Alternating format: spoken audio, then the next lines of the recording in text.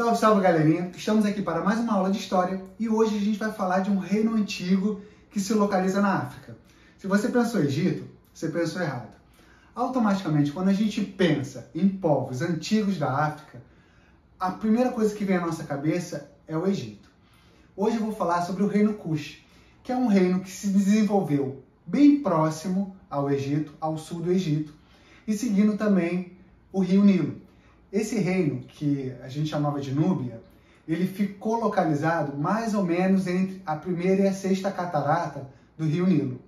E esse reino Kush, ele foi muito importante, inclusive para o Egito.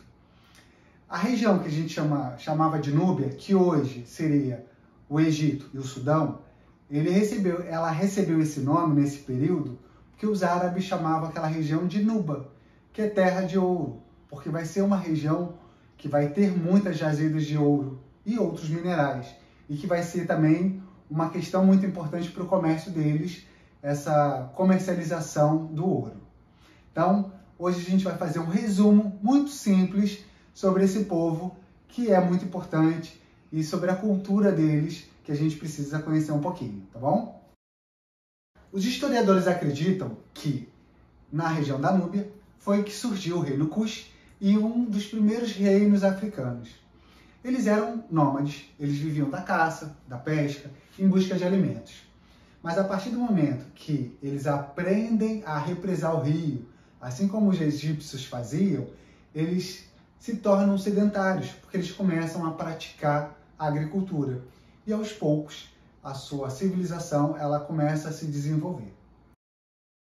Embora o reino Kush esteja intimamente ligado à história e à civilização egípcia, nós não temos tantas informações quanto temos dos egípcios.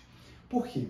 Primeiro porque a sua língua meroíta ela ainda não foi completamente decifrada, então muitas informações ainda não estão completas.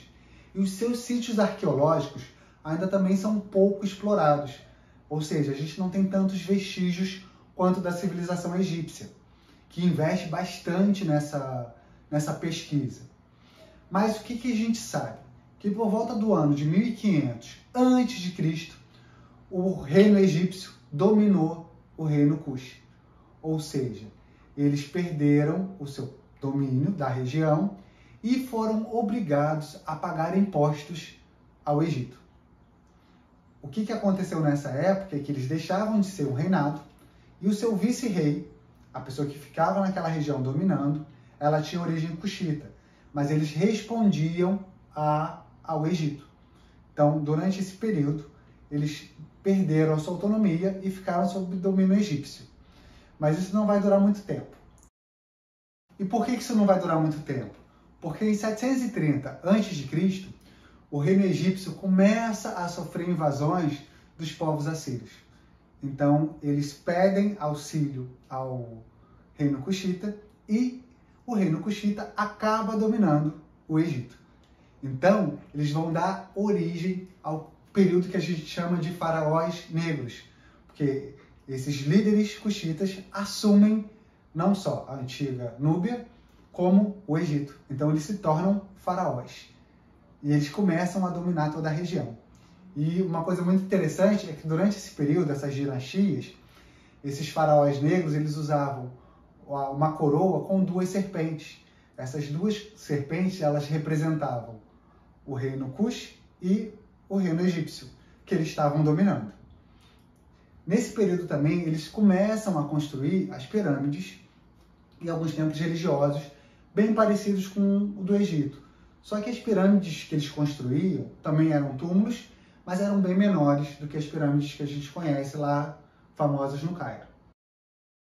Embora a união entre o reino Kush e o Egito tenham criado um império muito forte, os ataques assírios continuaram, até o momento em que eles finalmente foram vencidos e o Egito consegue restabelecer o controle da região, colocando fim ao período dos faraós cuxitas, os faraós negros, e restabelecendo o domínio sobre a região. Nesse momento, o que eles começam a fazer, por exemplo?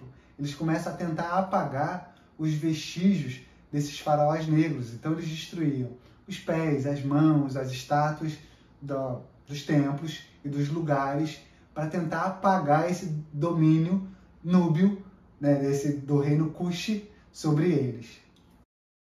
Mesmo com o fim da dinastia dos faraós Kushitas, o reino Kush ele não desapareceu. Ele foi reorganizado em torno da cidade de Meroe e aos poucos os historiadores dizem que ele foi entrando em declínio.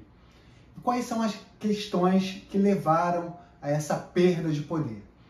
Primeiro, eles foram perdendo o controle, o domínio sobre rotas comerciais, eles foram sendo invadidos por diversos povos nômades. Além disso, eles também começaram a perder o controle sobre as zonas de mineração, que é o que gerava muito dinheiro.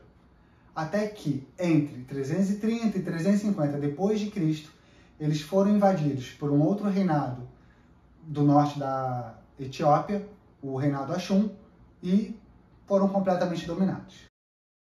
Então, galerinha, esse vídeo vai ficando por aqui e eu vou fazer um outro vídeo falando um pouquinho melhor sobre a sociedade, sobre a economia e a história do reino Kush. Até o próximo vídeo.